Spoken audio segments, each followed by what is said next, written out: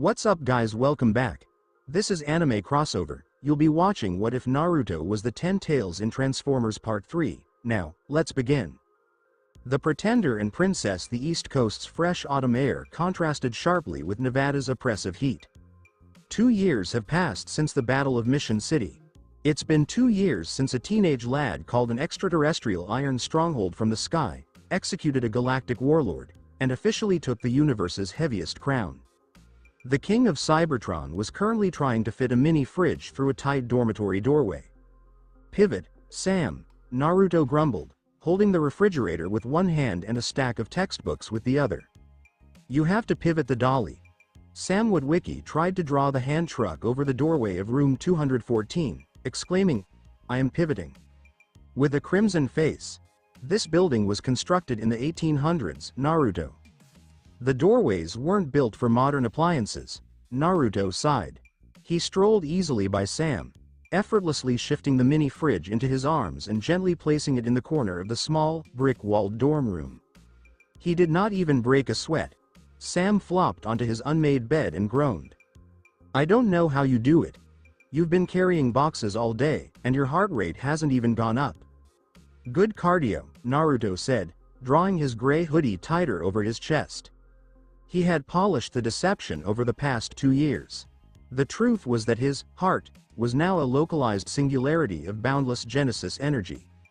The Allspark hummed constantly beneath his ribs, a warm, buzzing furnace that fueled the perfect white gold transformium lying beneath his human flesh. He did not become fatigued. He did not get sick. However, the power came with a terrifying price. He had to continually and actively suppress the heavenly frequency that emanated from his body. If he lost focus, his eyes would glow, his veins would light up with blue circuitry, and every electrical device within 100 yards would begin to bow to him. "We made it," Sam exclaimed, smiling as he looked around the tiny space. "College. No parents. No Decepticons. Just higher education and the complete restructuring of our social hierarchy." Naruto chuckled while leaning against the window frame. "Yeah. Just a normal life." As Naruto gazed out the window at the college quad, his superior visual sensors saw a yellow 1977 Camaro parked illegally in a faculty loading zone. Bumblebee had agreed to keep out of sight, but the devoted scout would not allow his king leave his scanning range for more than a few hours at a time. Normal was a pipe dream. After an hour, Sam took Naruto to the Student Union building for lunch and to scout the local talent. The place was crowded with freshmen, chaotic energy, and inexpensive pizza. Naruto paused near a bank of vending machines, waiting for Sam to finish questioning a nervous sophomore about the finest fraternity gatherings. Naruto pulled a crumpled dollar money from his pocket and inserted it into the machine, pressing the button for a bottle of water. The machine whirred as the metal coil turned slowly. The plastic bottle moved forward, teetered on the edge, and suddenly smashed on the glass. Naruto sighed. He raised his hand, meaning to tap the glass with a fraction of his transformium density to loosen it. "Hit it 3 inches above the coin return," a voice murmured from near him. "The structural integrity of these older models is compromised on the left hinge." Naruto turned his head. He experienced an internal Allspark pulse hitch. It was not a mechanical reaction. It was completely, unapologetically human. Next to him stood a girl with bright blonde hair, piercing green eyes, and a sharp, effortless intelligence. She wore a vintage leather jacket over a plain white t-shirt and held a large stack of advanced mechanical engineering textbooks to her chest. She spoke in a soft, lilting British accent, making the busy cafeteria suddenly feel quite peaceful. "Carly," she murmured, offering her hand. "Carly Spencer." "Naruto," he responded, feeling a strange flush of nervousness he hadn't experienced since confronting Megatron. He leaned out and shook her hand. When their flesh met, an audible shock of static electricity occurred between their fingertips. Carly let out a shocked laugh and rubbed her knuckles. "Blimey. You carry quite the charge, Naruto." Naruto hid his hands deep in his hoodie pockets, his gut churning in panic. It was not static. His Allspark energy has leaked past his suppression. He was a walking fusion reactor, and he nearly burned her. "Sorry," Naruto apologized, taking a step back. I shuffle my feet a lot." Carly's piercing green eyes scanned him. She didn't seem turned off, rather, she was curious. "You're a freshman? You don't look like you're panicking about being away from home." "I've had a lot of practice dealing with stressful situations," Naruto said with a modest, genuine smile. "Mechanical engineering?" he inquired, nodding to her weighty textbooks. "Guilty." Carly smiled as she leaned against the vending machine. "I have a fascination with how things are put together. Engines, chassis, propulsion systems. Most lads find it intimidating." "You?" Naruto admitted. "I'm intimately familiar with how machines work," with a sense of irony. They stood there for a time, wrapped in the rare magnetic bubble of instant connection. Carly was bright, grounded, and utterly oblivious of the galactic conflict occurring in the background. For a brief moment, Naruto imagined what it would be like to be a normal college student, taking this girl out for coffee and worried about midterms rather than Decepticon assassins. But a king does not have a normal life. The temperature in the student union suddenly dropped. Naruto's internal sensors spiked and his vision briefly became blue. A jagged, aggressive frequency pierced through the cafeteria's ambient hum. It was a Decepticon signature, but it was weird. It was restrained, localized, and exuded a sense of frenzied, obsessive energy. Before Naruto could turn around, a person jumped out of the crowd and placed herself immediately between him and Carly. It was a girl. She appeared to be around their age, with flowing brown hair and a stunning, almost unnervingly perfect face. She wore a dark, gorgeous dress that appeared out of place at a college cafeteria. Naruto's arm hair stood up due to her movement. She did not walk. She glided. Her posture was tight and precise, and her eyes, a dark, fathomless brown, were fastened on Naruto with a manic, holy fervor. "Is this organic interfering with you?" the brunette inquired. Her voice was velvety soft, but with a weird, metallic undertone, like two razor blades scraping together. Carly blinked and took a step back, confused. "Excuse me?" The brunette's head snapped at Carly with horrifying mechanical speed. Her black eyes contracted into slits of utter malice. "Do not address me, fleshling. You are standing too close to the sovereign. Disperse yourself." "Whoa, hey." Naruto stepped in front of Carly and extended his hand. The Jubi energy blazed in his chest, sending a subtle warning pulse towards the odd girl. "Back off. She's a friend." When Naruto spoke, the brunette's aggressive expression faded. She immediately dropped her gaze to the floor, her shoulders dropping in submission. She took a step back, folding her hands in front of her like a devoted servant. "As you command," she muttered, trembling with devotion. "I live only to serve. I am Alice." Carly's acute intellect couldn't grasp the social interaction she was watching, as she focused on the strange, subservient girl and Naruto. "Naruto. Do you know her?" "No," Naruto lied, his teeth clenched tight. He gazed at Alice. He could feel the cold, dark energon coursing beneath her remarkably realistic synthetic skin. She was not human. She was a pretender. A Decepticon assassin intended to infiltrate organic populations. But she wasn't coming to kill him. Naruto remembered Starscream's terrifying warning from 2 years ago. The creator is awake. The Jubi breathes. Starscream's Splinter faction had not dispatched an assassin. They had dispatched a zealous, terrifyingly lethal bodyguard to protect their god. And this bodyguard clearly saw any person going close to the king as a death danger. Naruto immediately replied, "I have to go," and looked back at Carly with a sorrowful expression. He wanted to remain, ask for her phone number, and explain that he was not a lunatic with a cult following. But if he stayed, Alice might snap Carly's neck for taking his breath. It was nice meeting you, Carly. Right, Carly responded slowly, plainly disappointed yet very disturbed by Alice. She tightened her textbooks to her chest. "See you around, Naruto." As Carly went away, Alice moved closer to Naruto, her black eyes following her like a sniper on a target. "Her biological signature is unremarkable," Alice said, her synthetic lips twisting into a sneer of hate. "She is unworthy of your proximity, my king. Say the word, and I will dismantle her." Naruto turned against Alice. He didn't say anything, but his blue eyes flashed with a scary, ghostly light. Naruto threatened Alice, "If you look at her again, I will melt you down to slag and personally feed you to Ironhide. Do you understand? Alice gasped and stumbled backward as divine pressure struck her spark. She sank to one knee right in the middle of the student union, unconcerned by the peculiar looks she was getting from passing freshmen. I understand, Your Grace, Alice stammered, her mechanical chest quivering. Mercy.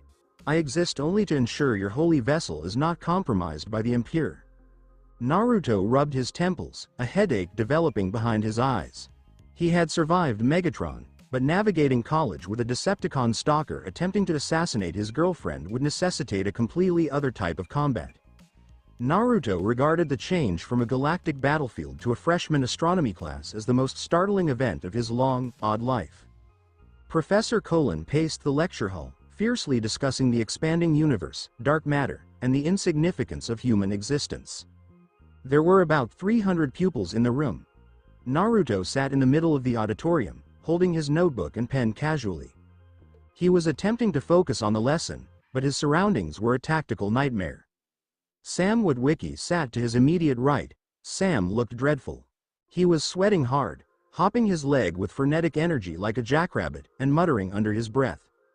Before class, Sam had frantically admitted that while packing his old clothes, he discovered a fragment of the destroyed Allspark cube, the original container that carried Naruto's heart. Sam had touched it, the shard had disintegrated his flooring, and now he claims to see floating symbols. Alice sat immediately to Naruto's left. The Decepticon pretender managed to enroll in all of Naruto's classes. She sat completely still, her posture unnervingly straight, and didn't take any notes. Her black, fathomless eyes were focused in a scary, unblinking stare, aiming straight past Naruto. She glared at Carly Spencer. Carly sat one row down and 2 chairs over, her blonde hair wrapped up in a sloppy ponytail and intently taking notes. Every time Carly shifted in her seat or gave Naruto a little, pleasant smile, Alice's chest vibrated with a low, mechanical growl that sounded like grinding gears. Alice, Naruto said sharply, leaning to his left. He kept his voice so low that only her audio receptors could detect it. Stop staring at her. You're going to blow your cover. Alice said, she breathes your expelled carbon, my king, with her synthetic lips hardly moving. It is an insult to your divine biology. I can sever her vocal cords before she processes the pain. Naruto closed his eyes and stroked his temples. Do not touch her. Do not look at her. Just stare at the chalkboard. As you command, Your Grace, Alice responded quickly, snapping her head forward and staring blankly at the chalkboard. Naruto sighed and leaned back in his chair. He looked down at Carly, who gave him a sympathetic, perplexed expression, evidently wondering why the strange girl in the dark dress was acting like a crazed guard dog. Naruto responded with a faint, remorseful smile. However, the smile didn't last. The phantom void inside Naruto's chest, the limitless well of the Allspark, suddenly hitched. The heartbeat wasn't normal. It seemed like a big, jagged tuning fork had suddenly struck him directly in the spine. A surge of scorching, blinding heat swept across his internal transformium plating. Whoa, Naruto exclaimed gently, dropping his pen. He grabbed the edge of his little desk, his knuckles whitening. At the same time, Sam let out a terrified squeak. The feedback loop had started. Because Sam had absorbed the residual data from the Allspark shard and Naruto was the Allspark, their proximity in the lecture hall resulted in a localized data transfer bridge. The ancient knowledge of the primes was aggressively attempting to synchronize the organic boy and the mechanical god. Sam, Naruto mumbled, his eyes fading. The edges of his vision were colored with a vivid, dazzling blue. Sam, what's happening? Sam didn't respond. His eyes were wide and unfocused. He jumped up abruptly, dismissing Professor Colin's lecture on Einstein's theory of relativity. Sam stumbled past his desk and down the theater stairs. Mr. Witwicky, Professor Colin said, halting his pace. Where do you think you're going? I am in the middle of a profound cosmic revelation. Sam ignored him. He went to the front of the classroom, grabbed a piece of chalk, and forcefully erased the professor's complex physics calculations. Sam started writing because he felt compelled to do so. He did not write in English. He did not write mathematics. He was hurriedly drawing intricate Cybertronian glyphs. Prime symbols. The language of creation. Naruto covered his ears while standing in the stands. When Sam sketched the initial symbol, the Allspark in Naruto's chest understood its original language. The dormant, holy knowledge contained inside his Genesis energy was violently decompressed. Naruto's body emitted a localized electromagnetic disturbance. Every laptop in the lecture hall abruptly flashed with static. The overhead fluorescent lights buzzed violently, dimming and swelling in sync with Naruto's rapid, heavy breathing. Carly's emerald eyes widened when she noticed Naruto clutching his head. "Naruto?" Carly inquired, her mind immediately connecting the failed electronics to the sweating, trembling youth behind her. "Naruto, are you all right?" Naruto couldn't respond. His human pretense was crumbling. The veins running up his neck started to shine with a faint, throbbing blue light. He squeezed his eyes tight, urgently attempting to reintegrate the Jubi energy into his core, but Sam's psychic feedback was too powerful. His mind was filled with scary archaic visions. He witnessed a star being eaten. He observed a gigantic, jagged contraption called a sun harvester tearing up a solar system. And he saw a dark, terrible shadow of an ancient prime with flaming red eyes, stretching out across the universe and calling to him. "The dynasty has been broken. Primus blood will bleed." "Naruto," Carly said, rising up from her seat, terrified by the blue glow emerging from beneath his skin. Alice reacted immediately. The Decepticon Pretender's core programming saw Naruto's distress and Carly's approach as a hostile threat, overriding her king's instruction. Alice rose up, her black eyes flashing crimson. Her human facade began to peel back. The synthetic flesh on her right arm ripped open, revealing jagged, razor-sharp metallic blades and dark Decepticon steel underneath. "Hostile organic," Alice snarled, her voice becoming a horrible metallic shriek. She raised her bladed arm and lunged squarely at Carly. "Nitrogen monoxide." The Jubi instincts blazed. Naruto's eyes widened and blazed with the Allspark's pure, dazzling blue light.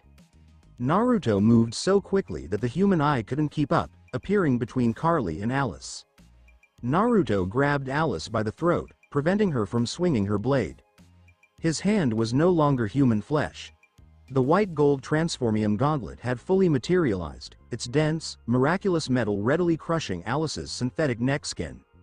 He raised the Decepticon Pretender completely off the ground with one hand, his flashing blue optics looking directly into her terrified, glitching red eyes. "Naruto instructed," I said. "No," he directed a precise amount of Genesis energy into her neural processor. It wasn't enough to kill her, but it was enough to utterly destroy a Decepticon's spark. Alice became absolutely rigid. Her internal systems collapsed beneath heavenly pressure. Her crimson optics short-circuited and failed, and her bladed arm fluidly folded back into the illusion of her synthetic flesh. She fell entirely limp in Naruto's grip, forcing her into an emergency stasis lock. Naruto gently lowered her back into her chair, making it appear as if she had simply fainted. The exchange took less than 2 seconds. The lecture auditorium was silent, except for Sam's furious chalk scratching on the chalkboard. The kids were too preoccupied with Sam's outburst to see the horrifying show of speed and flashing metal in the center rows. Except for Carly. Carly was less than 2 feet away. She'd seen the blue glow. She had witnessed his arm transform into white gold metal. She'd seen him raise a grown girl off the floor by the neck with effortless, horrifying strength. Naruto gazed at Carly, his chest heaving. The white gold armor quickly dissolved back into human skin, as the light in his eyes dimmed. "Naruto," Carly muttered, her mind racing as she tried to categorize something that violated every physical law she knew. "What are you?" "I'm sorry," Naruto said, his crown crushing him. "I'm so sorry, Carly." He did not wait for her to absorb it.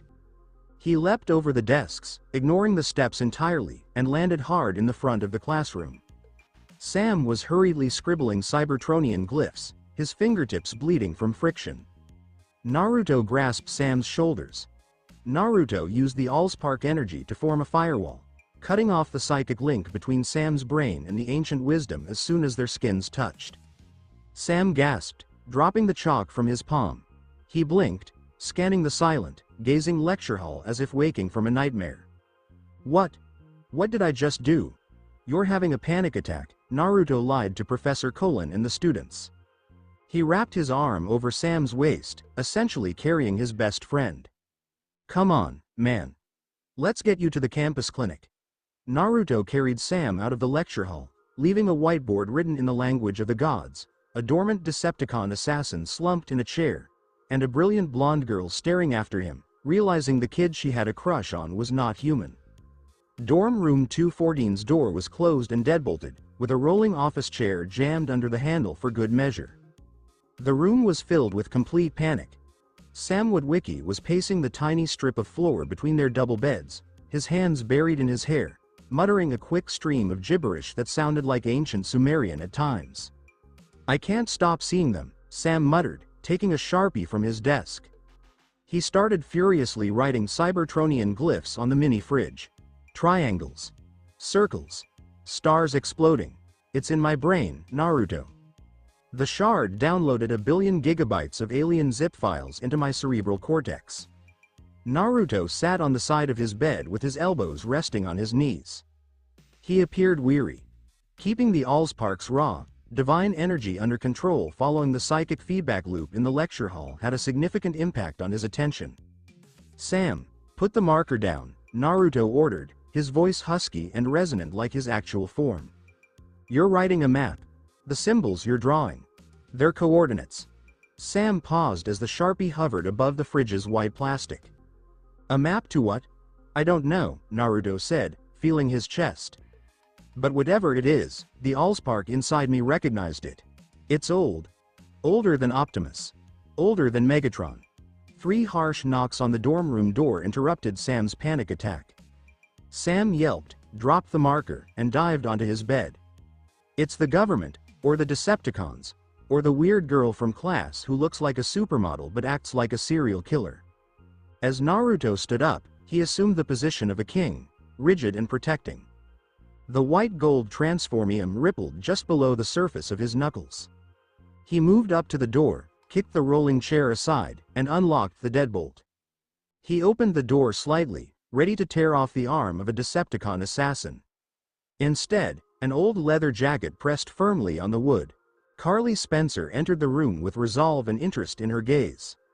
She slammed the door shut behind her, pushed the deadbolt back in place, and rounded on Naruto. Do not insult my intelligence by telling me that was a panic attack, Carly stated in her British accent, cutting the consonants with surgical precision. Naruto blinked, caught off surprise. He took a step back, raising his hands in defense. Carly, you shouldn't be here. It's not safe. I saw the blue light. Carly stepped forward, ignoring his caution. She poked her finger right at his chest. I saw your skin ripple. I saw you lift a girl who has to weigh at least 130 pounds clean off the floor by her neck, and your bicep didn't even flex. That isn't adrenaline, Naruto. That's a biomechanical impossibility. Sam cautiously raised his head from his bed, his gaze shifting between the brilliant blonde girl and his alien best buddy. Naruto. Did you show a girl your robot skin on the first day of college? Carly turned her head towards Sam. Robot skin? Naruto whimpered and buried his face in his hands. Sam, please. Carly returned her gaze to Naruto, scrutinizing him from every angle. She didn't rush away screaming, she was scrutinizing him. You're not human, are you? The static shock at the vending machine. The density of your footsteps. You're some kind of synthetic organism. Naruto gazed at her. He saw pure intellectual fearlessness in her eyes. She was not looking at him as a monster, but as the greatest scientific discovery in human history. And beneath it, he saw the same girl he had an instant, unmistakable connection with just an hour before. He couldn't lie to her. Not anymore. I'm not synthetic, Naruto answered gently. He took a calm, deliberate breath and let go of the illusion. He focused on his right arm rather than transforming his complete body and breaking through the floorboards. The peach-colored skin, freckles, and fine hair. They all vanished in a ripple of concentrated gravity. His arm from the elbow down became a marvel of alien engineering. The dim dorm room light revealed flawless, interconnecting plates of white gold and silver transformium. Deep, dazzling blue circuitry pumped continuously through his iron veins, pulsing with the endless power of the Allspark. Carly gasped, bringing her palms to her mouth. She took a half step back, but did not flee. Fascinating, she muttered, her engineering mind overriding her fears. Slowly, she reached out. Her fingers trembled slightly as she brought them up to his iron forearm. She gazed up at him with a silent question in her eyes. "May I?" Naruto nodded, his heart beating against his ribs in a very human way. Carly softly pressed her fingertips across the cool white gold armor. She stroked the edge of a thick, interlocking plate, feeling a slight, regular vibration from the Genesis energy beneath the surface. "It's beautiful," Carly gasped, looking up into his bright blue eyes. "It's a self-sustaining, biomechanical matrix. The energy density. It's beyond anything on Earth." "What are you?" Naruto said. "I'm a king," with a strong tone. "My name is Naruto. I hold the soul of a dying world inside my chest. And there are very large, very angry machines out there in the dark that want to kill me to get it." Carly was taken aback by Sam's words when the small radio on his desk turned on unexpectedly. It did not play music. A deep, booming, impossibly ancient baritone voice blasted through the small speakers, shattering the windows of the hostel. Optimus Prime's voice, "My king," resonated around the room with utter authority. Carly jumped and spun around to look at the radio. "Who is that?" "That's the guy who bows to him," Sam explained from the bed. Naruto moved over to the desk and pressed his metallic hand against the radio to steady the frequency. "Optimus. I'm here. Sam is having visions. He's drawing ancient glyphs." "We know, Your Grace," Optimus responded, his tone bleak and serious. "Our long-range scanners have detected a massive spike in Decepticon activity on a global scale. The glyphs Samuel is seeing are the coordinates to a sun harvester, a machine built by the ancients to destroy stars." Naruto's blue eyes narrowed. The terrible images from the lecture classroom rushed through his head. "The Fallen. He knows I'm awake, Optimus. He's calling his army." "Worse," Optimus corrected as the static on the radio crackled heavily. "Our satellites have detected a breach of the Laurentian abyss. The Decepticons have reached the bottom of the ocean." The room went silent. Naruto's clenched fist dented the radio's plastic casing. "Megatron. They have resurrected him," Optimus revealed. "And he is hunting for you. We cannot protect you in a populated urban center. The collateral damage would be catastrophic. We must rendezvous immediately." Naruto turned back to Carly. She was staring at him, her green eyes wide, suddenly realizing the dreadful, cataclysmic enormity of the boy she had just met. He wasn't merely a research experiment. He was at the center of a galactic conflict, and the universe's fiercest monsters were after him. Naruto's voice hardened into the Crown Prince's tone as he said, "Where, Optimus?" "Optimus, there is an abandoned industrial park on the edge of the city limits. Bumblebee is waiting for you in the courtyard. Bring the Witwicky boy. We must extract the map from his mind before Megatron finds him." The radio turned off, returning the room to silence. Naruto's arm rippled as the white gold metal melted back into soft human skin. He grabbed his gray sweatshirt from the bed and put it on, concealing the tiny blue glow that was still throbbing in his chest. He turned to Carly. "You need to leave. Go back to your dorm, lock the door, and forget you ever saw me. If the Decepticons know you're connected to me, they will tear you apart." Carly raised her chin, her smart intellect already racing 3 steps ahead. She did not appear afraid. She appeared resolute. "Not a chance," Carly said firmly, crossing her arms. "You have a map locked in your mate's head, an army of resurrected alien warlords hunting you, and you're wearing a hoodie to a war zone. I'm a mechanical engineer, Naruto. If you're going to fight giant machines, you're going to need someone who understands how to break them." Naruto glanced at her, astonished. Sam laughed nervously from his bed. "Dude, I think you just found your queen." The old industrial park on the edge of town was full of rusted silos and pine trees that were becoming closer and closer. The dense canopy blocked out most of the moonlight, leaving long, jagged shadows on the broken pavement. The yellow Camaro slid to a dramatic stop in the middle of the clearing, and Bumblebee's tires squealed. The doors flew open, and Naruto, Sam, and Carly rushed out into the cool night air. "Stay close to the trees," Naruto said, his voice sinking into that deep, resonant bass. The Allspark's faint, ethereal blue glow lit up his chest from the inside, and his white t-shirt clung to his body. Sam was breathing too quickly and holding his head as the Cybertronian symbols kept flashing in front of his eyes. Carly gripped his arm and looked at the dark tree line with her sharp, analytical green eyes. Carly murmured, "The structural integrity of these silos is compromised," and pointed to the tall metal cylinders. "This whole place is going to fall down on top of us if we get caught in the crossfire." The temperature in the clearing dropped quickly before Naruto could agree. There was a loud, mechanical roar coming from the sky. The sound wasn't a jet's shriek, it was the heavy, thudding beat of a huge extraterrestrial chopper.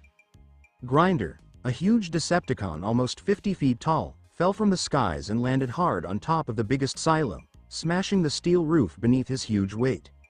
A jagged F-22 Raptor changed shape in the air and crashed onto the concrete with a shower of sparks. Starscream stood up, his red eyes full of fear and greedy desire as he focused on Naruto. But the sound of tank treads crunching made Naruto's blood run cold. A huge, scary shadow came out of the darkness of the main access road. Megatron was back, but he was no longer the smooth, silver gladiator. He had been brought back to life from the bottom of the Laurentian abyss and was made up of bits from a Constructicon tank. His fusion cannon was thicker and sent forth a terrible, dark purple energy. One of his limbs culminated in a huge, nasty crab-like pincer. Megatron's voice was a horrible, gurgling grind of static and seawater. "You left me to rot in the crushing dark, Creator." He stepped into the light of the moon, and his broken faceplate twisted into a scowl. "But the abyss only made me stronger. I came for my heart and the boy's brain." "Run!" Naruto yelled at Sam and Carly, and his human disguise melted away right away. In an instant, the white gold transformium rippled over his torso. The blue circuitry lit up with the Allspark's endless power, and the clean, massive armor plates locked into place. He was a 6-foot god standing between the 3 tall Decepticons and the people who were running away, taunting them to move forward. Megatron laughed, and it sounded like wet metal. 3 against 1, little king. Your local gravity can't protect you from all of us. He is not alone. The rich, booming baritone broke the tension like a thunderclap. A 28-foot giant burst out of the thick trees behind Megatron. Optimus Prime didn't change from being a vehicle, he just stormed out of the woods, his huge metal boots breaking huge pine trees into pieces. Optimus jumped into the air and pulled out his 2 bright orange energon swords. He came down on the clearing like an angel of death. Optimus plunged feet first into Megatron's chest before he could even turn around. The revived Decepticon went through a brick wall and fell backward. Naruto roared. Optimus, as a ferocious, adrenaline-fueled grin spread across his metal faceplate. Optimus got up and put on his battle mask with a sharp click. He stepped next to Naruto, and the huge Autobot general towered over his 6-foot king. Optimus spoke in a voice full of determination, "You will never touch the Allspark, Megatron." He stared down at Naruto. "We fight as one, my king." "Take the big one," Naruto said, his bright blue eyes focusing onto Starscream and Megatron, who was getting better. "I'll take care of the coward and the crab." The conflict started with a roar that shook the whole industrial park. Grinder surged forward and swung a huge, spinning rotor blade weapon right at Optimus. The Prime ducked the deadly swing, and his orange energon sword cut a deep, luminous trench over Grinder's heavily armored leg. At the same time, Starscream shot a lot of missiles at Naruto. Naruto didn't move out of the way. He used the dormant Jubi energy to push the gravity outward. 2 pitch black, immensely heavy transformium spheres appeared above his shoulders. With a thought, they turned into 4-foot-long energy blades that were perfectly balanced. The edges were on fire with blue plasma that was so bright it hurt to look at. Naruto crossed his swords to make a gravity shield in a small area. The missiles hit the invisible wall and exploded, sending a harmless sea of fire over him. Megatron raced out of the flames, swinging his huge new pincer claw. Naruto jumped forward, and his very heavy body broke the pavement as he flew 30 feet into the air. He turned Megatron's claw over and brought his right blade down in a devastating, whirling arc. The blue plasma edge hit Megatron's new shoulder armor with a lot of force, causing a deep, burning cut. "Get out of here!" Megatron yelled as he shot his fusion cannon at point-blank range. Naruto spun around in the air and used his left blade to deflect the purple plasma bolt just enough to have it hit a neighboring silo, where it exploded in a huge flame. Naruto landed properly on his feet and slid back to take in the speed. 50 feet away, Carly pulled Sam behind a rusty tractor trailer. Her eyes were wide as she saw the huge, mythical scale of the tragedy. "Look at their footwork," Carly said, her engineering mind entirely taken in. Optimus is using wide, sweeping strikes to keep Grinder's reach in check, but Naruto is fighting like a bullet. He's using his size to stay inside Megatron's guard. She was correct. Megatron and Starscream were trying to kill the king, but Naruto was too quick. His punches were as powerful as a freight train packed into a small, agile body. Optimus yelled, "I'll take you all on." The Prime turned around quickly and slammed his Energon hook into Grinder's faceplate. He pulled the huge Decepticon down and kicked him hard in the chest before going back to the middle of the fight. Megatron flung a huge, barbed chain toward Naruto, making the king duck. But when Naruto slid down, Starscream took advantage of the chance and turned his arm into a huge rotating gun, firing a barrage of depleted uranium bullets. Clang, clang, clang. The gunshots hit Naruto's back. The white-gold transformium held, but the power of the movement made Naruto drop to one knee, and the blue circuitry flickered. "Naruto!" Sam yelled from behind the truck. Optimus Prime witnessed his king lose his balance. The old general gave up totally on defending himself against Grinder. Optimus ran across the area and threw himself in front of Naruto, utilizing his huge, broad back to protect the creator from Starscream's heavy fire. "Get up, my king!" Optimus screamed above the loud sound of gunshots. "We have to keep the boys safe." Megatron sensed his chance. While Optimus was busy protecting Naruto, Megatron primed his fusion cannon to full power and aimed the dark purple energy right at the Prime's exposed back. Naruto looked up, and his sparkling blue eyes got bigger as he saw Megatron getting ready to deal the final blow. There were tearing metal, explosive ordnance, and roaring engines all across the industrial park. Optimus Prime stood upright, his huge 28-foot stature entirely blocking Starscream's endless stream of depleted uranium shots from hitting Naruto. The hefty rounds hit the Autobot leader's wide back, sparking and bouncing off of it. They left deep, smoldering holes in his red and blue armor. "Get up, my king!" Optimus screamed, as his optical visors locked upon Naruto, who was having a hard time getting up because of the attack's strong kinetic suppression. "We have to keep the boys safe." Naruto pushed himself up, and the Allspark sent power to his servos, making his white-gold transformium armor buzz. His bright blue eyes got bigger and bigger as he peered past Optimus in pure, paralyzing fear. Megatron was standing on top of a crushed silo 30 yards distant. His freshly improved fusion cannon was aiming straight for the back of Optimus Prime's head. The dark purple plasma was completely charged and made a high-pitched, screaming noise that blotted out the rest of the battle. "Optimus, behind you!" Naruto yelled, his voice breaking with fear. Naruto surged forward, hoping to get his huge general out of the way. He pumped the Genesis energy into his legs in an effort to break the sound barrier and catch the projectile. He was just a fraction of a second too late. Megatron shot. The superheated beam of dark energon spanned the area in a flash that blinded everyone. It hit Optimus Prime right in the middle of his back. The noise of the crash made me nauseous. There was a wet, metallic crunch followed by the loud bang of pressurized internal systems. The dark purple plasma didn't simply damage the armor. It burnt right through the old Cybertronian metal, melting gears, cutting hydraulic lines, and destroying Optimus Prime's spark chamber. The beam shot out of the Prime's chest, missing Naruto by only a few inches, and hit the ground. Optimus Prime stopped moving. His bright orange energon swords flickered and died right away, pulling back into his forearms. The bright blue light in his optical sensors quickly turned into a dreary, dead gray. "No," Naruto said in a whisper, the word hardly coming out of his mouth. Optimus stared down at Naruto. He didn't seem scared. The Autobot leader was able to descend on one knee and bow his head to his king one more time, even though his huge body was starting to shut down. "Protect them," Optimus muttered, and his voice was just a faint whisper of static. The huge giant fell forward and hit the shattered pavement with a loud thud that shook the ground. The final member of the dynasty of Primes, Optimus Prime, was dead. "Prime!" Megatron yelled with joy as he lowered his flaming cannon. He glanced at Grinder and Starscream. "The Prime is dead. Get the boy!" Sam Witwicky yelled from behind the tractor trailer, and Carly covered her mouth with her hands in fear as she saw the big, noble machine fall.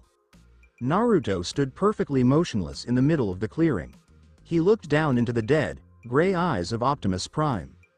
The Autobot had just given up his own life to keep him safe. Naruto's Allspark didn't hum inside his chest, it didn't shake. It blew up with a lot of force. A surge of pure, blazing blue energy shot out of Naruto's body, instantaneously turning the concrete within 50 feet into gas. The localized gravity flipped, sending huge pieces of the industrial park into the air and holding them there in a scary field of anti-gravity. Megatron's victorious sneer went away. His internal warning systems screamed in distress that had been hard-coded. Naruto carefully turned his head. His eyes didn't merely glow blue anymore. They were like two supernovas.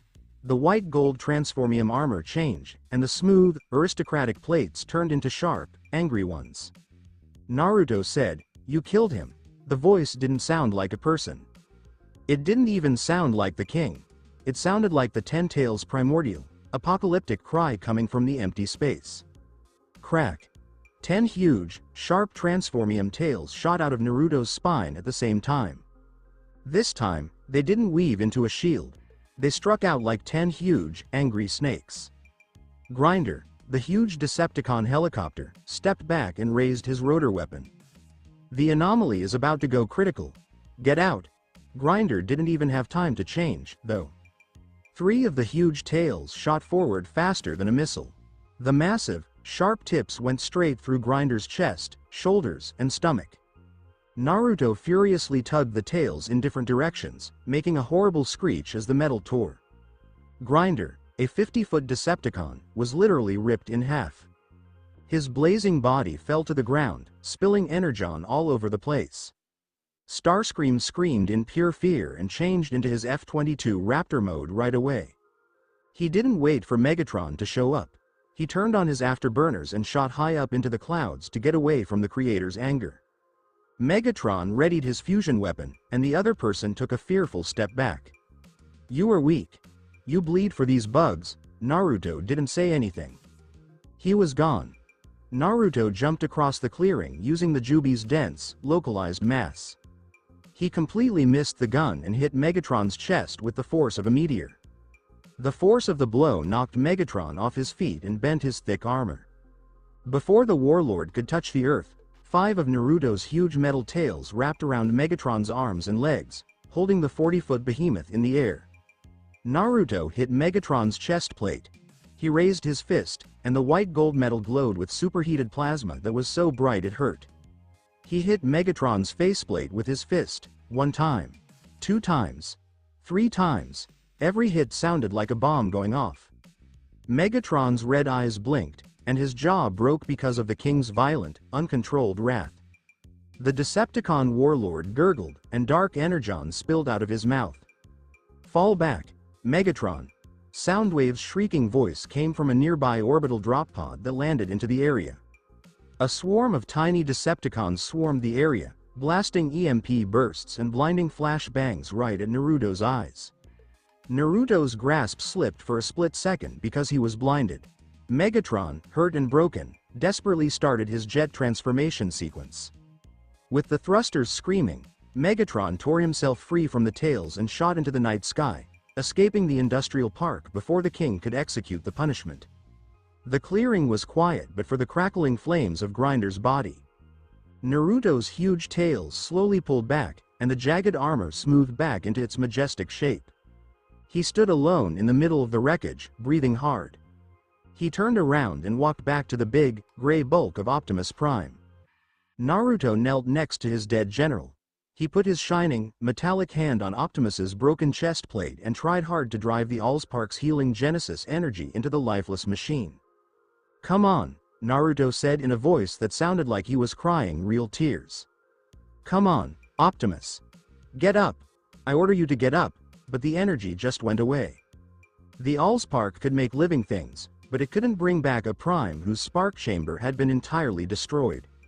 Sam and Carly ran out from behind the truck and stopped a few feet away. Sam dropped to his knees and stared in shock at the lifeless Autobot. Carly put a shaking palm on Naruto's steely shoulder. "Naruto," Carly said in a quiet voice, "his core. His engine is gone. He's gone." Naruto bent down and rested his forehead on Optimus's chilly armor. "The king won the battle, but he lost his best knight." "There has to be a way," Sam exclaimed, his voice high and his eyes wide. He hit his own head hard. "The symbols, the map, the Allspark knows something. When the shard zapped me, I saw another machine. I saw a key." Naruto cautiously raised his head. His blue eyes were fixed on Sam. Naruto whispered gently, "The matrix of leadership," drawing the old phrase straight from the Allspark's huge archives inside his chest. "It's the only thing in the universe that can start a Prime spark again." Naruto got up, and the white gold armor melted back into his gray hoodie and human skin. His face was hard with a fresh, scary determination. "Sam. Where is it?" Naruto inquired. The drive from the broken-down industrial park to Washington, D.C. was so quiet it was hard to breathe.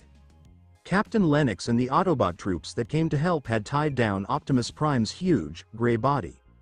Ironhide, Ratchet, and Bumblebee, the last knights alive, were very sad. Their optical sensors had dimmed to a faint, sad glow. But there wasn't time to be sad. The Fallen were approaching, and the matrix of leadership was the only thing that could bring the final Prime back to life and stop the sun from being harvested. Bumblebee drove through the fog of the early morning to get to the loading docks of the Smithsonian National Air and Space Museum. Sam was pale and tired as he sat in the driver's seat, still drawing glyphs on his jeans with a pen from time to time. Carly sat in the rear with Naruto and looked closely at the boy who had the universe in his chest. Naruto hadn't said anything since Optimus fell. His mouth was clenched tightly, and he was absolutely aloof. The Allspark throbbed with a strong, steady pain. He felt like he was missing an arm or leg when Optimus was gone. "We're here," Sam muttered as he opened Bumblebee's door. "Wheelie said that the Seeker was hiding in this museum. He's the only one who can understand the Prime's language because he's so old." Wheelie, a small Decepticon that they had caught earlier while controlling a remote control truck, was now trapped in a glass jar in Michaela's room. He had cheerfully handed up his master's location the instant he discovered Naruto was the Jubi. Naruto got out of the Camaro with his gray hoodie pulled up. Carly stood next to him with a heavy, modified taser she had made from leftover parts in her dorm room just in case. They snuck into the museum's huge, empty aviation hangar. There was no sound, and the shadows of old planes filled the room. But in the middle of the exhibit, taking up a lot of room on the floor, was a sleek, pitch-black State Route 71 Blackbird. "That's him," Sam replied as he took the jagged, shimmering piece of the Allspark out of his pocket. "He's asleep." Naruto stepped up to the Blackbird's huge landing gear. He didn't need the piece. He could sense the old, latent flame inside the jet. It was old, and it let off a faint, sputtering Decepticon frequency. Naruto urged Carly and Sam to step back. Naruto didn't use the shard. Instead, he just reached up and put his bare hand on the cold, black body of the State Route 71. He pushed a tiny bit of Genesis energy directly into the metal. The reaction was quick and violent. Clang! The huge Blackbird shook. The museum floor crumbled when the heavy landing gear suddenly turned into digitigrade legs.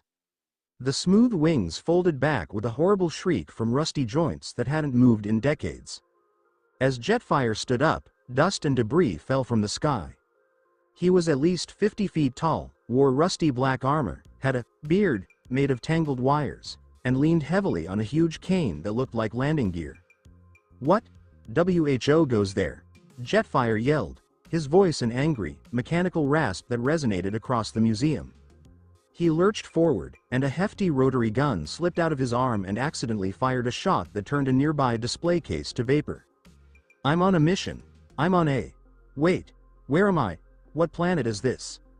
Easy. Sam screamed, putting his hands up. We're not here to fight. Jetfire squinted his bright red eyes and bent down to look at the people. It was easy to see the huge Decepticon symbol on his chest. Fleshlings. Gross. Tell me where Megatron is, I need to talk to that lying scrap heap. Carly thought, he's an old Decepticon, and her grip on her taser got tighter. His cognitive processors are in bad shape. That's what I heard, you little glitch. Jetfire yelled, lifting his cane. I'll have you know that my mind is perfectly... Jetfire stopped moving. His red optical shutters opened all the way up. The elderly mercenary, who was rusty and irritable, stopped talking in the middle of a sentence and stared straight at the blonde adolescent standing in the shadows. Naruto didn't change. He didn't shine. He only stared up at Jetfire and let his suppression down by a tiny bit, showing the dazzling, divine pressure of the Allspark. Jetfire's cane fell on the floor of the museum. The knees of the old Transformer clearly gave way. His vocal processor made a startled, respectful gasp of static. By the Matrix. Jetfire murmured, shaking all over his huge body. The blood. The frequency. The vessel of Primus. Jetfire didn't think twice. The old warrior, whose joints were stiff with rust, suddenly threw himself down onto both knees, shaking the whole hangar. He bent his huge, bearded head down until his faceplate touched the smooth concrete floor, only inches from Naruto's sneakers. My king! Jetfire yelled, his voice breaking with deep, religious reverence. Forgive my rudeness. I am Jetfire, a humble seeker. I left the Decepticons a long time ago, I swear it on my spark. To see the Creator's heir in person, my optics are not worthy. Sam let out a breath he didn't know he was holding. Okay. Wow. The royalty card works for the old guys too. Stand up, Jetfire, Naruto said softly, and the deep bass came back to his voice. I need your help. Optimus Prime has fallen. Jetfire's head jerked up, and his eyes filled with tears. Dead? The last Prime? Then the dynasty is broken. The fallen will come back? Naruto pointed to his companion and stated, Sam has a map in his head. The Allspark downloaded the coordinates for a sun harvester, and we need the matrix of leadership to bring Optimus back to life. Jetfire used his cane to help him get up from the ground.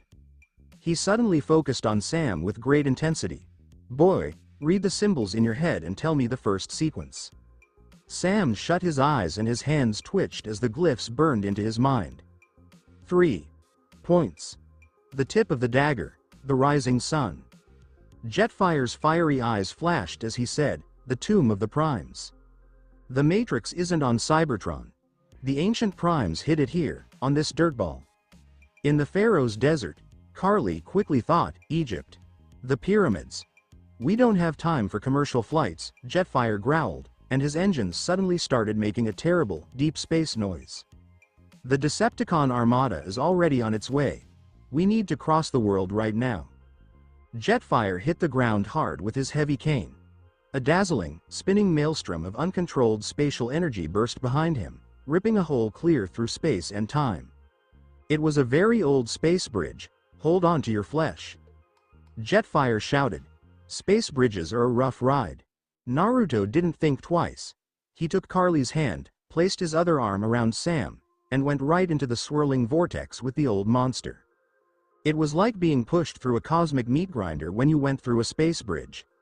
Not only did space and time bend, they also folded forcefully, turning light and sound into a deafening, blinding tunnel of uncontrolled energy. The vortex spit them out with a loud, booming crack.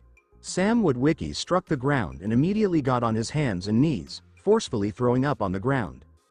Carly tripped as her smart mind tried to make sense of the physics-defying whiplash of intergalactic teleportation. She slumped back, but a strong, very heavy arm seized her about the waist and held her still. Naruto didn't look sick. The Allspark in his chest quickly adjusted his internal localized gravity to match their new coordinates. Naruto questioned, "Are you okay?" His voice was calm, but his blue eyes were already looking around at their new surroundings. Carly groaned and rubbed her temples as she leaned against him. I think my brain is in a different time zone right now. But, yes, I'm still here. Jetfire's huge, rusty body fell to the ground above them, sending up a huge cloud of dust. My back joints are locking up, the old seeker said, leaning hard on his cane for support. I haven't sparked a bridge like that since the Golden Age. The friction almost melted my last diodes. The sun's heat, which was blinding and suffocating, flowed over them as the dust began to settle. They weren't in Washington, D.C., not anymore. They were in the middle of a huge, hot canyon in the desert. On either side of them, craggy, towering walls of red sandstone climbed hundreds of feet into the air. There were huge, old, beautiful pillars carved right into the rock face in front of them. This style of building was around before people started writing down history. Petra, Carly said, her eyes getting bigger as she realized it was the famous archaeological site in Jordan. We're in the Middle East. Sam wiped his mouth and stood up, shaking. His eyes went wild as he saw the huge carved pillars. The tip of the dagger. Naruto, this is it. The symbols in my head match the carvings on that wall. The tomb of the primes is inside. Then we move, Naruto murmured, and his eyes changed to the widest extent.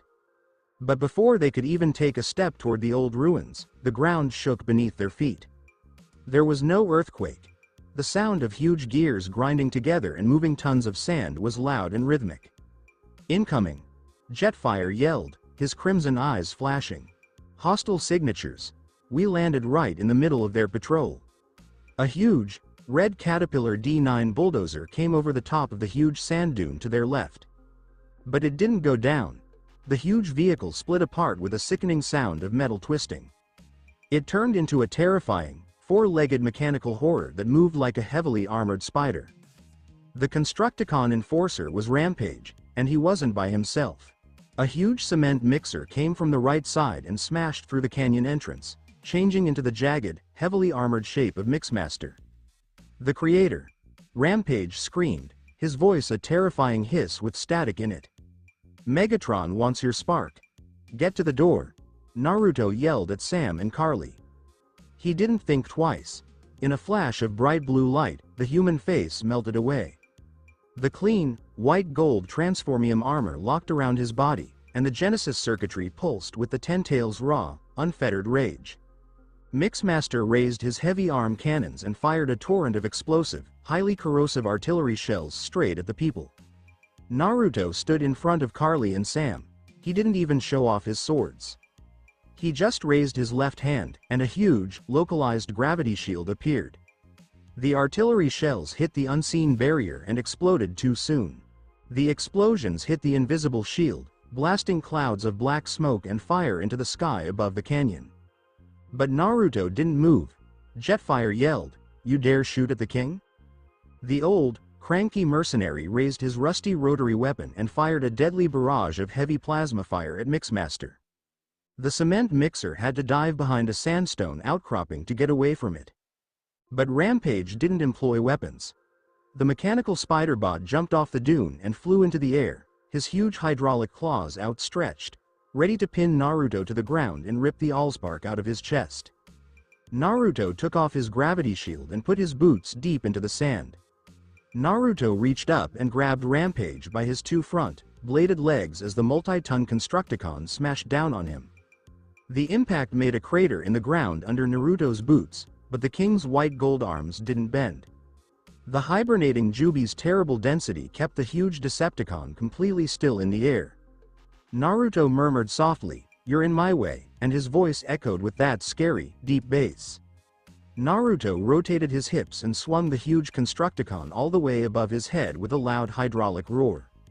Rampage screamed in fear as he was hurled into the air like a ragdoll.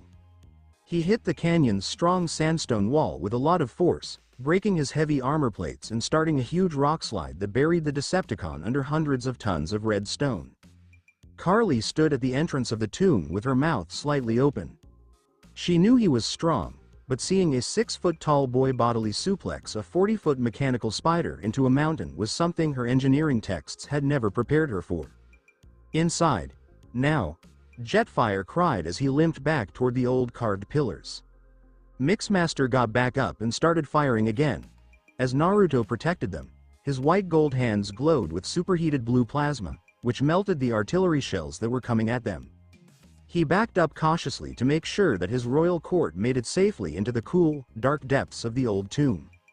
The heavy, metal blast doors of the Tomb of the Primes, which had been hidden under the sandstone facade for thousands of years, detected the Allspark's biological signature as they passed the threshold. The huge stone and metal doors slowly began to close, shutting Mixmaster outside and plunging the gang into complete darkness. They made a loud, grinding noise that shook the canyon. The enormous stone and metal blast doors of the tomb came to a stop, sealing shut with a loud sound that shook the ground. Then, total, smothering blackness. "I can't see anything," Sam murmured, and his voice echoed anxiously off the walls he couldn't see. "Jetfire? Do you have lights or something? I am a stealth bomber, not a flashlight." Jetfire snarled from the dark, and the sound of his heavy, rusty joints moving in the little area could be heard. Naruto whispered softly, "I got it." He didn't have to change. He just shut his eyes and let the pressure on his chest ease down. A bright, otherworldly blue light burst from under his white t-shirt, filling the huge room with a chilly, watery brightness. The Allspark inside him worked like a flawless, local beacon. Carly gasped for breath. The blue light showed a huge, old antechamber that had been cut out of the red sandstone. But it wasn't simply stone. There were huge, rusted Cybertronian pillars built into the stone walls. They had the same glyphs that had been bothering Sam's mind. "This architecture," Carly said, her green eyes wide as she ran a palm over a tall metal pillar. "It's the perfect mix of organic stone and biomechanical engineering. It's been here for thousands of years," Jetfire said. "The dynasty built this place to hide the Matrix from the fallen." His crimson eyes sliced through the darkness as he staggered ahead. "Before the Ice Age. Before your kind even knew how to make fire. Come. This way to the inner sanctum." Naruto led the path, and the light from his chest pushed the shadows back. They traveled down a long, sloping hallway that went further into the ground. The air got stale and heavy, like if it had been there for thousands of years. Finally, the hallway led to a huge, round burial chamber. The remains of the old primes were in the middle of the room, sitting on huge stone thrones. There were 6 of them, huge metal giants that had corroded and become part of the rock itself. They had offered their life, giving up their own sparks to seal the tomb and keep the universe safe. The matrix of leadership was in the middle of their outstretched, petrified hands, suspended in a beam of old, fading starlight that came down from a tiny hole in the ceiling. It appeared like a huge dagger made of silver and gold with a sparkling crystal core. Sam laughed, a crazy, tired sound of utter relief. "There it is. We did it. We found it." Sam ran past Jetfire and up the stone steps to the outstretched hands of the old primes. He stretched out, his hands shaking, eager to seize the thing that might save Optimus. "Sam, wait!" Carly cried. Her quick eyes saw the tiny cracks in the old metal. The integrity of the structure, it was too late. As soon as Sam's human fingertips touched the Matrix's handle, the thousands of years of being alone and falling apart caught up with it. The silver and gold metal didn't just crack, it fell apart altogether. The matrix of leadership fell apart and turned into a mass of fine, brown dust that fell between the petrified fingers of the ancient primes and into the sandstone floor. Sam stopped moving. His hands were in the air, but they weren't touching anything. "No," Sam said in a murmur, his voice breaking. He fell to his knees and started feverishly picking up the dust. "No, no, no, please. It can't be dust. Optimus needs this." Jetfire let out a sad, static-filled grunt and bowed his heavy head. "The Matrix is gone.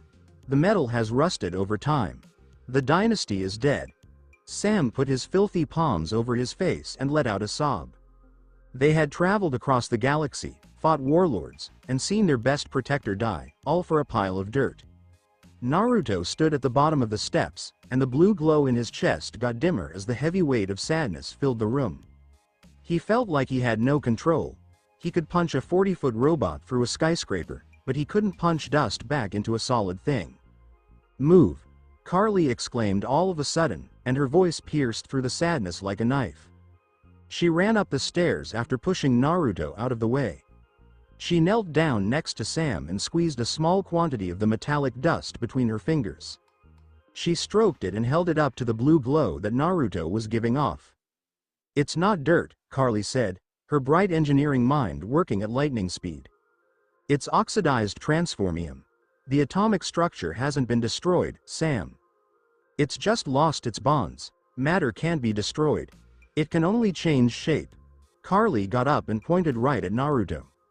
"You are a battery of localized gravity," Carly murmured, her green eyes shining with understanding. "Optimus called you a well of creation. You don't just power things, Naruto. You make them." Naruto blinked and looked down at his glowing hands. "Do you want me to put it back together?" Carly pointed to the pile of dust and said, "I want you to 3D print a god-tier artifact with your bare hands. Use the Allspark to reverse the entropy and bring the molecules back together." The red optics on Jetfire got bigger, by the maker. She's right. The Genesis energy controls the shape of everything on Cybertron. Naruto didn't think twice. He climbed up the steps and knelt next to the pile of dust. He closed his eyes and let go of all control over his might. His human skin melted off. The blue circuitry on the faultless, white-gold transformium armor on his arms and hands glowed with a blinding light. He held his metal fists just above the clump of dust. He drew into the Jubi's horrific, primitive power, but instead of using the confined gravity to crush a Decepticon, he used it to pull. From. The air in the tomb shook. The brown dust mound started to float, moving through the air between Naruto's glowing palms like a tiny sandstorm. "More pressure," Carly said, completely amazed by the spectacle that went against the laws of physics. "Squish it."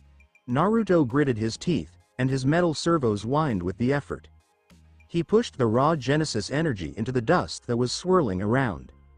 The brown rust started to glow and turned into a bright, blinding silver plasma. The Creator's will was so strong that it forcibly put the broken atomic links back together. The plasma that was spinning quickly cooled and hardened, taking shape. A heavy object fell into Naruto's open, white gold hands with a sharp, metallic clink. The light went off. The matrix of leadership was in Naruto's hands. It looked flawless, with the silver and gold metal shining precisely.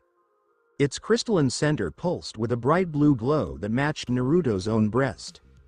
Sam let out a breathless, crazy laugh and fell back onto the stone floor.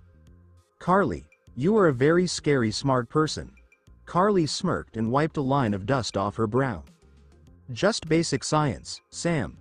Naruto held the old key in his hands and felt the deep, unmistakable link between the Matrix and the Allspark. He had done it. He made something lovely instead of breaking something nasty. But before they could celebrate, the whole tomb rocked violently. A huge explosion shook the ceiling, sending dust and small rocks flying all over the place. The Constructicon's loud, grinding rumble could be heard from outside. Jetfire screamed, "They're breaching the hull," and raised his rotary weapon. "Here comes Megatron." "We have the key," Naruto said, and his white gold armor rippled all over his body, showing that he was ready for fight. He held the Matrix securely. "Now we just need to give it to Optimus."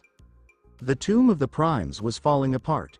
A huge, jagged crack in the domed ceiling of the old burial room let red sandstone and hundreds of years of dust fall over the petrified thrones of the dynasty. The Constructicons, heavy excavating equipment, made a noise that shook the bedrock like an earthquake. A huge, yellow hydraulic claw broke through the ceiling and made a 10-foot hole in the tomb. The bright Egyptian sun shone through the darkness, lighting up the dust and the horrified features of Sam and Carly. "I can smell the spark." Megatron's voice, which sounded like it was coming from the water, shook the walls. "Shatter the mountain. Crush the insects. Bring me the vessel." Jetfire raised his rotary weapon, and his red eyes focused on the jagged hole in the ceiling. "They have us trapped in a geographic killbox. If we go back up the hull, we'll be right in the firing line of the whole armada." Naruto didn't look up at the ceiling. He stared down at the clean, gleaming matrix of leadership in his hands. He could feel Optimus Prime's dead gray body miles away, waiting in the desert. Naruto said, "We're not going up," and his voice was serene, like the king's, which was completely calm and uncompromising. He gave Sam the Matrix. "Protect this with your life." Sam held the old, hefty artifact to his chest and shook his head in agreement. Naruto turned his back on them and looked at the massive, impenetrable sandstone wall at the back of the burial chamber. The illusion of a person completely disappeared. The blue circuitry glowed so brightly that it was almost as bright as the sunshine coming in through the roof. His white gold transformium armor locked into place. He didn't hold back the Genesis energy, he took it in. There was a loud crack that drowned out the Constructicons above. 10 huge, prehensile tails made of silver and gold metal sprang out of his spine. The sudden change in gravity swept the last bits of dust out of the room, making Carly and Sam cover their faces. "Stand back!" Naruto yelled. He sent all 10 of the huge leviathans forward with a whip. But instead of attacking, the tails came together closely. The jagged, sharp tips fit together perfectly, making a huge, cone-shaped spear point out of solid, unbreakable alien metal. His chest was full of the Allspark's roar. Naruto sent his concentrated gravity straight into the root of the tails that were intertwined. The huge, cone-shaped building started to revolve. It started off as a loud, heavy grind and quickly turned into a high-pitched, scary whine. The transformium whirling turned into a haze of white gold light. It was a huge, biomechanical drill that was powered by the blood of a god. Naruto pushed his arms forward, sending the whirling drill straight into the hard sandstone wall. The mountain didn't have a chance. When the superheated, spinning edge of the 10 tails hit the bedrock, it broke it up and melted it into glass, which then violently moved it. Naruto walked ahead and dug a huge, 20-foot wide tunnel straight into the ground at an impossible angle, going down and away from the Decepticon ambush. "By the Maker's heavy exhaust," Jetfire said, gasping as he hobbled forward and saw the flawlessly smooth, glass-lined tunnel open up in front of them. "He's digging through solid bedrock faster than a Cybertronian boar worm. Go. Move." Carly cried over the clamor, snatching Sam's jacket and pushing him into the tunnel straight behind Naruto. Jetfire pushed his huge, bent body in behind them, and his rusted joints made sparks fly against the smooth glass walls. Megatron looked through the broken roof of the tomb above, expecting to see the broken pieces of the anomaly. Instead, his red eyes grew wider when he saw the huge, perfectly round tunnel that went deep into the ground. "He is escaping," Megatron yelled as he blindly shot a burst of dark purple fusion plasma into the breach. But Naruto was already going too fast. He pushed the drill to its highest speed, and it cut through the ground like butter. For 3 long minutes, they went down into the dark, with only the Allspark's bright blue light and the drill's superheated plasma to guide them. Finally, Naruto felt the temperature around him change. He sharply tilted the huge drill up. The whirling transformium drill erupted out of the ground, breaking through the surface of the desert with a shower of crimson sand and broken rock. The bright, blazing sun hit them. Naruto quickly pulled back the 10 tails, which were huge metal arms that neatly unlocked and zipped back into his spine. He stepped out of the hole, his chest heaving as the white gold armor steamed in the hot desert air. Sam and Carly rushed out of the tunnel after him, coughing up sand. Jetfire was the last one out, and he groaned when the hot sun touched his rusty black armor. They were at the top of a huge sand dune. They could see the jagged peaks of Petra from miles away, where the Decepticons were still trying to break the mountain apart. But when they turned around, they saw how big the battleground was. There was an actual battle zone all over the huge, undulating desert around the pyramids of Giza. Green military smoke grenades shot up into the air. Captain Lennox's Nest agents and Egyptian military tanks were well entrenched behind the ruins of an old village as part of a combined strike force. And in the middle of the defensive perimeter, where Ironhide, Ratchet, Bumblebee, and the twins were keeping a close eye on it, was the huge, dead, gray body of Optimus Prime. They were being attacked a lot. There were plumes of black smoke in the air that showed the Decepticon reinforcements were approaching.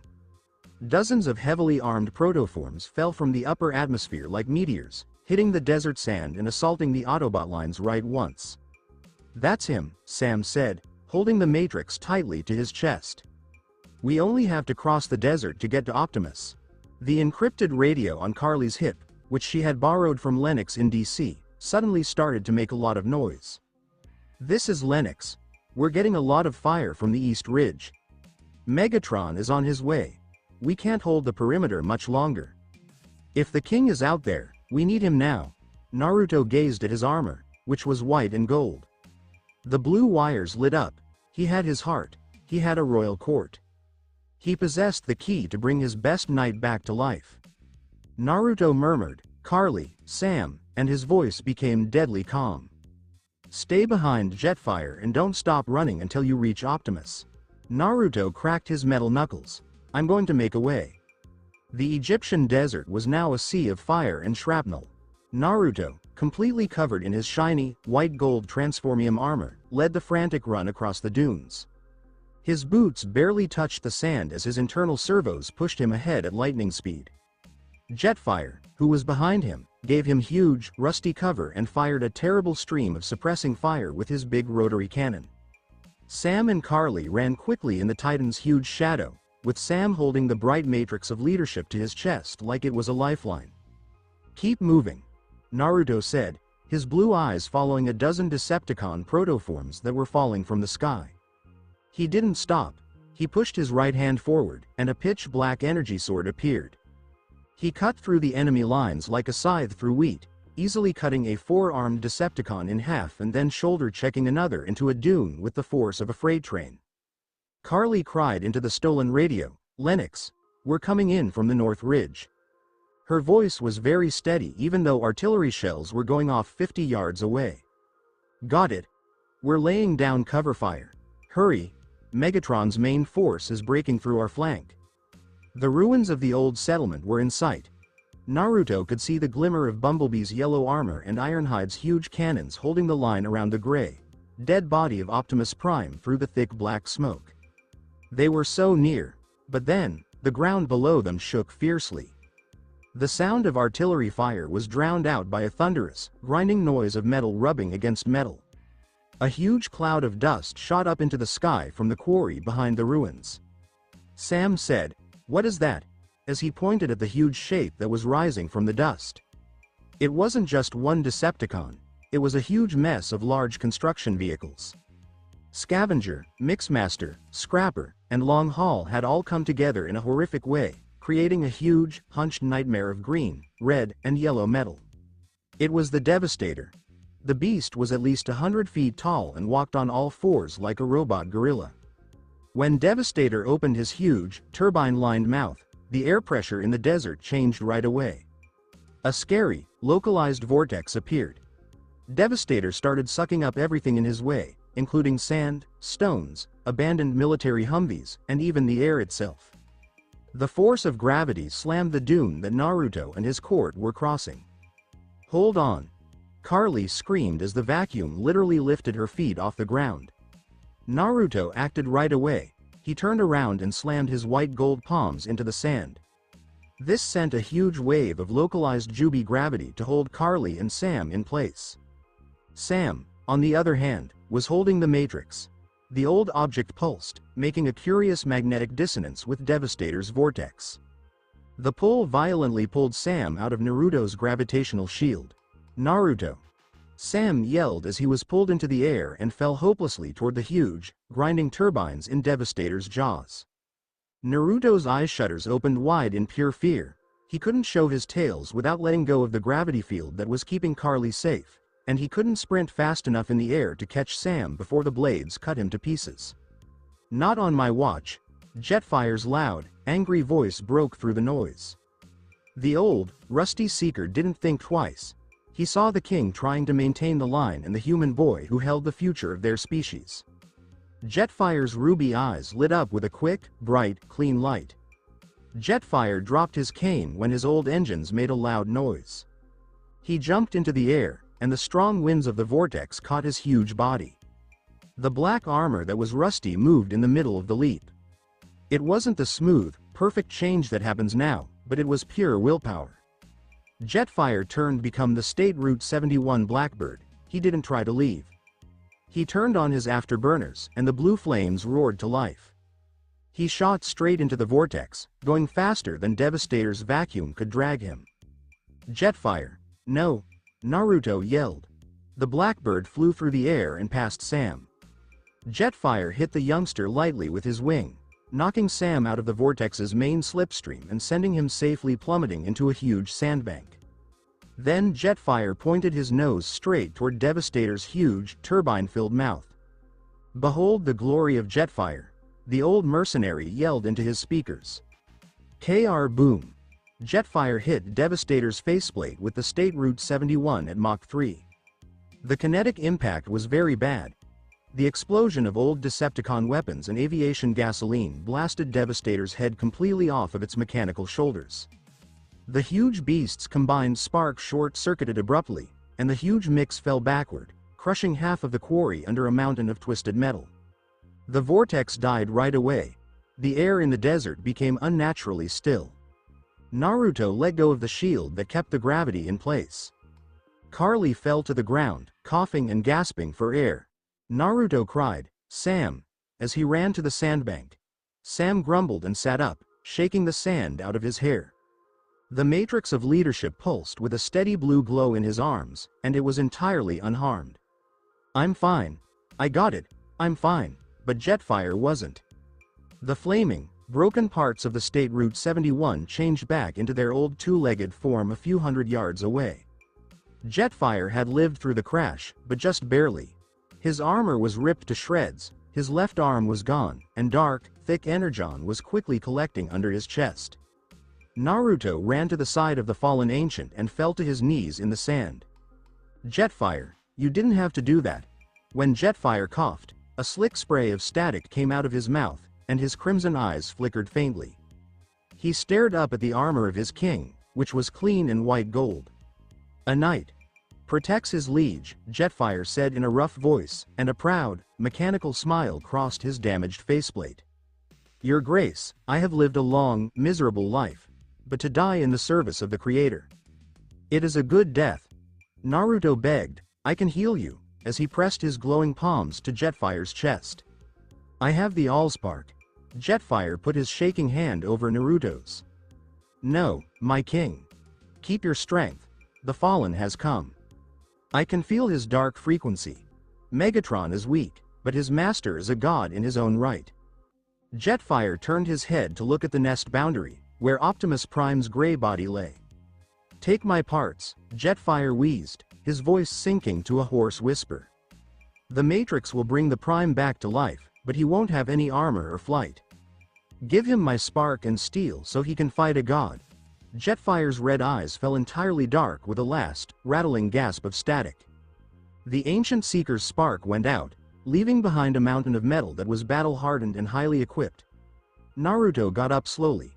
He felt both loss and a dreadful, uncompromising wrath in his chest. He saw Sam running up with the Matrix and Carly standing in wonder at Jetfire's sacrifice. "Sam," Naruto said, and his voice sounded like the Jubi's full, cataclysmic sound. "Bring Optimus back to life. Now. Stay tuned for more." Thank you for taking the time to listen to this video. I'm thrilled you watched the video. If you enjoyed it, be sure to like and subscribe for even more exciting content coming your way soon.